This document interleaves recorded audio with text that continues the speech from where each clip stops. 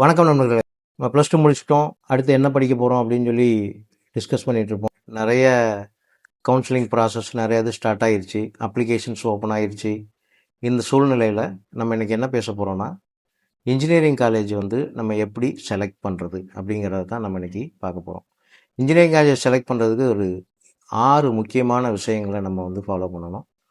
ஒன்று AICTE approval இருக்கா, NAC accreditation இருக்கா, அட்டானமஸ் காலேஜா, இதெல்லாம் பார்த்திங்கன்னா அப்ரூவல் கேட்டகரியில். ரெண்டாவது விஷயம் பார்த்திங்கன்னா பிளேஸ்மெண்ட்டோட ரியாலிட்டி என்ன அப்படின்னு சொல்லி பார்க்கணும். மூணாவது ஃபேக்கல்ட்டி எப்படி இருக்காங்க. நாலாவது இன்ஃப்ராஸ்ட்ரக்சர் இருக்குது. அஞ்சாவது ரொம்ப முக்கியமாக பார்க்க வேண்டியது ரிட்டர்ன் ஆஃப் இன்வெஸ்ட்மெண்ட். நம்ம எவ்வளோ ஃபீஸ் பே பண்ணுறோம், அதை எப்படி எவ்வளோ நாளில் நமக்கு ரிட்டர்னாக கிடைக்கும் பிளேஸ்மெண்ட் மூலமாக அப்படிங்கிறத பார்க்கணும். சரிங்களா? இப்போ நம்ம இதை ஒன்றொன்றையும் நம்ம ரொம்ப டீட்டெயிலாக பார்க்கலாம். ஃபஸ்ட்டு நீங்கள் இன்ஜினியரிங் காலேஜ் செலக்ட் பண்ணுறதுக்கு முன்னாடி முதல்ல நீங்கள் என்ன பிரான்ச் படிக்க போகிறீங்க அப்படிங்கிறத முதல்ல செலக்ட் பண்ணணும். உங்களுக்கு எதில் பேஷன் இருக்குன்னு பாருங்கள். அது சம்மந்தமாக நீங்கள் பிரான்ச்சஸ் செலக்ட் பண்ணுங்கள். ஃபார் எக்ஸாம்பிள், நீங்கள் கோடிங்கில் ரொம்ப இன்ட்ரெஸ்டாக இருக்கீங்க அப்படின்னா சிஎஸ்சி இல்லைன்னா ஐடி இல்லைன்னா ஏஐ ரிலேட்டட் கோர்சஸ் எடுங்க. இல்லை நான் கோர் பிரான்ச், அதாவது எனக்கு கோர் இன்ஜினியரிங் பற்றி தான் எனக்கு ரொம்ப இன்ட்ரெஸ்டாக இருக்குது அப்படின்னா நீங்கள் மெக்கானிக்கல், சிவில், எலக்ட்ரிக்கல் அது மாதிரி சப்ஜெக்ட் எடுங்க. இல்லை ஃப்யூச்சரில் எனக்கு அப்படிலாம் ஒன்றும் ஐடியா இல்லை, எனக்கு ஃப்யூச்சரில் என்ன வேலை எந்த கோர்ஸ் ஈஸியாக கிடைக்குமோ அதை தான் நான் செலக்ட் பண்ண போகிறேன் அப்படின்னா நீங்கள் AIML, AIDS, cyber security, food technology மாதிரியான கோர்சஸ் நீங்கள் தாராளமாக செலக்ட் பண்ணலாம். இதுக்கு ஃப்யூச்சரில் நல்ல ஸ்கோப் இருக்குது. சரிங்களா? ரெண்டாவது என்ன பண்ணணுன்னா, ஒரு காலேஜ் செலக்ட் பண்ணுறதுக்கு முன்னாடி அந்த காலேஜுக்கு ப்ராப்பராக ஏஐசிடி அப்ரூவல் இருக்கா, அதுக்கப்புறம் அந்த காலேஜில் NAC அக்ரிடியேஷன் இருக்கா, இல்லை அந்த கோர்ஸுக்கு NBA அக்ரிடியேஷன் இருக்கா அப்படின்னு சொல்லி பார்க்கணும். ஏன்னா இதெல்லாம் தரம் நிர்ணயம் பண்ணக்கூடிய தரம் நிர்ணய சான்றிதழ்கள். இது எல்லாமே இது இந்தியன் கவர்மெண்ட் இதுக்குன்னே தனியாக ஒரு ஆர்கனைசேஷன் வச்சுருக்கு. அந்த ஆர்கனைசேஷன் மூலமாக என்ன செய்கிறாங்கன்னா, கோர்ஸுக்கோ காலேஜுக்கோ தரம் நிர்ணயம் பண்ணுறதுக்கு இதை யூஸ் பண்ணுறாங்க. ஒன்று இப்போ NAC அக்ரிடேஷன் இருக்குன்னா அதில் பிசி கேட்டகரி அக்ரிடேஷன்லாம் இருக்குது. அதெல்லாம் இருந்துச்சுன்னா அவ்வளோ பெரிய குவாலிட்டியான காலேஜ் கிடையாது. அப்போ அட்லீஸ்ட் ஒரு ஏ கிரேடு NACாவது இருக்கணும். இல்லைனா A+++லாம் இருந்துச்சுன்னா ரொம்ப சிறப்பான கல்லூரிகளாக அதை நம்ம எடுத்துக்கலாம். மூணாவது பாயிண்ட் என்னென்னா, பிளேஸ்மெண்ட்டோட ரியாலிட்டி. பிளேஸ்மெண்ட் ரியாலிட்டின்னு என்ன? பிளேஸ்மெண்ட்னா நமக்கு தெரியும். அது என்ன சார் பிளேஸ்மெண்ட் ரியாலிட்டி அப்படின்னா, நம்ம நார்மலாக என்ன செய்வோம்னா, அட்வர்டைஸ்மெண்ட் எல்லா காலேஜுக்காரங்களும் போடுவாங்க, 100% பிளேஸ்மெண்ட் அப்படின்னு சொல்லி போடுவாங்க. அதை பார்த்து நம்ம என்ன செய்யக்கூடாதுன்னா, ஏமாறக்கூடாது. எப்படி பிளேஸ்மெண்ட் ரியாலிட்டி பார்க்கணும் அப்படின்னா, அந்த காலேஜில் லாஸ்ட் இயர் பிளேஸ் ஆன ஸ்டூடெண்ட்டோட ஆவரேஜ் சேலரி என்னன்னு சொல்லி பார்க்கணும். அது நார்மலாக எந்த காலேஜும் என்ன செய்ய மாட்டாங்கன்னா, போஸ்ட் பண்ண மாட்டாங்க. ஆவரேஜ் சேலரி தெரிஞ்சாதான் அவங்க என்ன மாதிரி குவாலிட்டியான கம்பெனிஸ்லேருந்து ரெக்ரூட்மெண்ட்டுக்கு கொண்டு வந்திருக்காங்க அப்படிங்கிறத தெரியும். அதுக்கப்புறம் அவங்க பிளேஸ் பண்ண ஸ்டூடெண்ட்ஸை என்னென்ன கம்பெனியில் பிளேஸ் பண்ணியிருக்காங்கன்னு பார்த்தீங்கன்னா, மோஸ்ட் ஆஃப் த காலேஜஸ் என்ன செய்கிறாங்கன்னா, ஐடி கம்பெனிஸை கூப்பிட்டு அந்த காலேஜில் மட்டும் பிளேஸ் பண்ணுறாங்க. பண்ணிவிட்டு நாங்கள் அதிகமான பிளேஸ்மெண்ட் கொடுத்துட்டோம் அப்படின்னு சொல்லி சொல்கிறாங்க. ஆனால் அது சரியான வரமுறை கிடையாது. என்ன செய்யணும் அப்படின்னா, ஐடி படிக்கிறவனுக்கு ஐடி கம்பெனியில் வேலைக்கு ரெடி பண்ணணும். கோர் கம்பெனியில் core branches, for example electrical, mechanical, civil படிக்கிற ஸ்டூடெண்ட்ஸுக்கு அட்லீஸ்ட்டு ஒரு 30% ஸ்டூடெண்ட்ஸையாவது என்ன செய்யணும்னா, அவங்க கோர் பிரான்ச்சஸ், கோர் கம்பெனிஸில் பிளேஸ் பண்ணியிருக்கணும். அப்போ ஐடி கம்பெனி மட்டும் கான்சன்ட்ரேட் பண்ணுறாங்களா, இல்லை கோர் கம்பெனிஸையும் கான்சன்ட்ரேட் பண்ணுறாங்களா அப்படிங்கிறதையும் அந்த பிளேஸ்மெண்ட் ஆக்டிவிட்டீஸில் நீங்கள் பார்க்கணும்.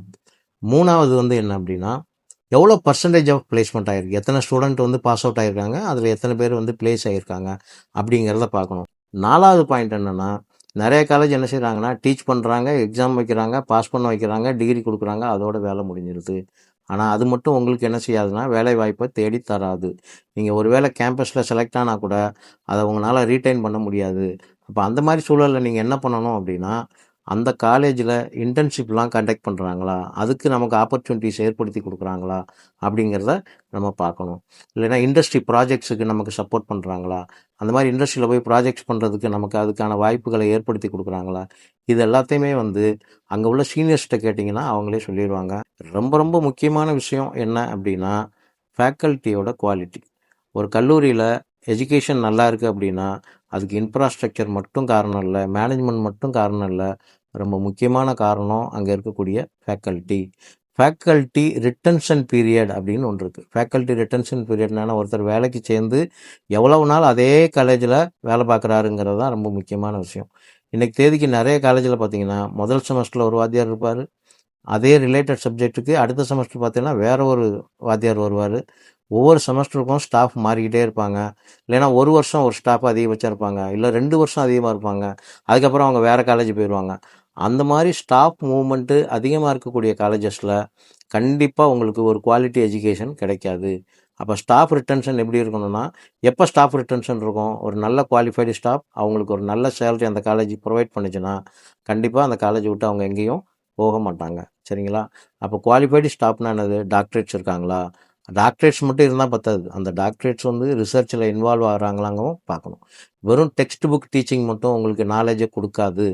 அப்போ ஒரு ஸ்டாஃப் உங்களுக்கு டீச் பண்ணுற ஸ்டாஃபுக்கு ஓரளவுக்கு இண்டஸ்ட்ரி எக்ஸ்போசர் இருக்கணும், அப்டேட்டட் நாலேஜ் இருக்கணும், அப்டேட்டட் சாஃப்ட்வேர் தெரிஞ்சிருக்கணும், இன்றைக்கி ட்ரெண்ட் என்ன அந்த கோர்ஸில் அப்படிங்கிறதெல்லாம் அவங்களுக்கு தெரிஞ்சு அவங்க டீச் பண்ணால் மட்டும்தான் உங்களுக்கு ஒரு அந்த பர்டிகுலர் சப்ஜெக்ட்ஸோட நாலேஜை வந்து உங்கள் மனசில் அவங்க கடத்த முடியும். அப்போ ஃபேக்கல்ட்டி குவாலிஃபிகேஷன் அப்படிங்கிறது ரொம்ப ரொம்ப ரொம்ப முக்கியமான ஒரு விஷயம் ஒரு காலேஜோட தரத்தை நிர்ணயம் பண்ணுறதுக்கு.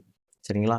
அதுக்கப்புறம் இன்ஃப்ராஸ்ட்ரக்சர் ஆல்மோஸ்ட் எல்லா காலேஜ்லேயும் ஒரு 75% இருக்கத்தான் செய்யும். பட் அதை விட நல்ல இன்ஃப்ராஸ்ட்ரக்சர் இருக்கக்கூடிய 75%க்கு மேலே இன்ஃப்ராஸ்ட்ரக்சர் இருக்கக்கூடிய காலேஜை வந்து நீங்கள் தாராளமாக செலக்ட் பண்ணலாம். ரைட்டா?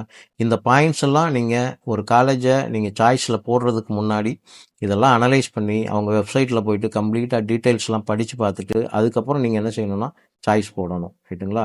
இந்த சாய்ஸ் ஃபில்லிங்லையும் இந்த காலேஜ் செலெக்ஷன்லையும் நீங்கள் செய்யக்கூடாத ஒரு 4 விஷயம் இருக்குது. அந்த 4 விஷயம் என்ன அப்படின்னா, ஒன்று வந்து என் ஃப்ரெண்டு ஒரு காலேஜில் படிக்கிறான், அதனால் நான் அந்த காலேஜ் செலக்ட் பண்ணேன். தயவு செஞ்சு இந்த தப்பை யாருமே செய்யாதீங்க. உன் ஃப்ரெண்டு அவனுக்கு பிடிச்ச காலேஜில் அவனுக்கு பிடிச்ச கோர்ஸை அவன் படிக்கிறான். நீங்கள் என்ன செய்யணும்னா உங்களுக்கு பிடிச்ச கோர்ஸை உங்களுக்கு பிடிச்ச காலேஜில் போய் படிக்கணும். 2வது விஷயம் என்னென்னா 100% பிளேஸ்மெண்ட் அப்படின்னு சொல்லி அட்வர்டைஸ்மெண்ட் போட்டிருப்பாங்க.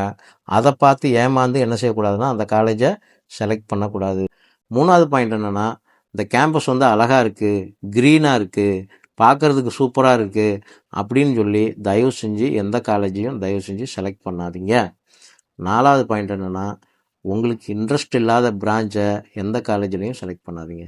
பிரான்ச் இன்ட்ரெஸ்ட்டுங்கிறது ரொம்ப ரொம்ப முக்கியம். இந்த காலேஜ் செலெக்ஷனை பற்றி ஒரே வரியில் சொல்லணும் அப்படின்னா, ஒரு ஆவரேஜ் காலேஜில் நல்ல பிரான்ச் எடுத்து படிக்கிறத விட ஒரு நல்ல காலேஜில் ஆவரேஜ் பிரான்ச் எடுத்து படித்தாலும் உங்கள் வாழ்க்கை சிறப்பாக இருக்கும். அதை மனசில் வச்சுக்கிட்டு கோர்ஸையும் காலேஜையும் செலக்ட் பண்ணுங்கள். இந்த வீடியோ பிடிச்சிருந்துச்சுன்னா லைக் பண்ணுங்கள், ஷேர் பண்ணுங்கள், சப்ஸ்கிரைப் பண்ணுங்கள். மீண்டும் அடுத்த வீடியோவில் பார்க்கலாம். நன்றி, வணக்கம்.